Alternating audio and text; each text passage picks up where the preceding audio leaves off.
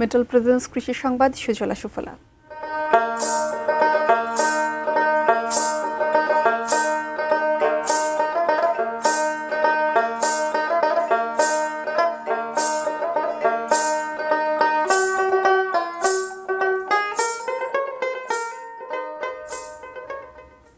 কুষ্টিয়ায় গ্রীষ্মকালীন তরমুজ চাষ করে সাড়া ফেলেছেন কৃষক। তার সফলতা দেখে এলাকার অন্য কৃষকরাও সুস্বাদু এ ফলের চাষে আগ্রহী হয়ে উঠছেন।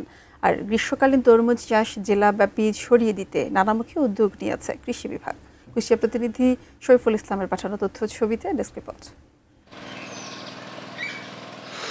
কুষ্টিয়া সদর উপজেলার হাটা শরীপুর ইউনিয়নের কান্তিনগর গ্রামের কৃষক কুদরতি নূর গ্রীষ্মকালীন উচ্চ ফলনশীল তরমুজ চাষ করেছেন। বাঁশ আর তার দিয়ে বানানো মাচায় লতানো গাছের ফাঁকে ফাঁকে ঝুলে রয়েছে রসালো তরমুজ। স্বল্প মেয়াদে ফলের আবাদ বেশ লাভজনক হওয়ায় বিঘা প্রতি 35 থেকে 40 হাজার টাকা লাভের মুখ দেখেছেন তিনি। 2 থেকে আড়াই মাসের মধ্যেই এইটা ফসল সংগ্রহ করা যায়, গাছ লাগানো থেকে শুরু করে, এবং বাজার মূল্যও যথেষ্ট ভালো। আশা আছে আগামীতে আরও বেশি জমিতে আমি এই তরমুজ চাষটা করব। এদিকে অসময়ে তরমুজ চাষে এমন সফলতা দেখে এলাকার অন্য কৃষকরাও আগামীতে এ ফলের আবাদ করতে আগ্রহী হচ্ছেন।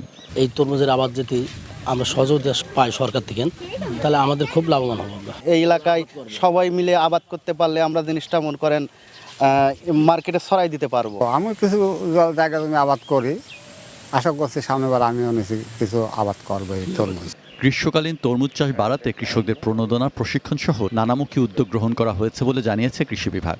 যশোর অঞ্চলে টেকসই কৃষি সম্প্রসারণ প্রকল্পের মাধ্যমে আমরা কৃষকদের মাঝে নতুন নতুন যে বিভিন্ন রকমের ফল বা উচ্চ মূল্যের সবজিগুলো আমরা কৃষকদের মধ্যে ছড়িয়ে দেওয়ার চেষ্টা করছি। আমি আশাবাদী যে অন্যান্য যে সকল জেলায় তরমুজ অনেক বেশি চাষ হয়, ভবিষ্যতে আমাদের কুষ্টিয়া সদর উপজেলাতেও এটা আরও বেশি সম্প্রসারণ ঘটবে। Saikat Dasgupta, desk report, ATN news.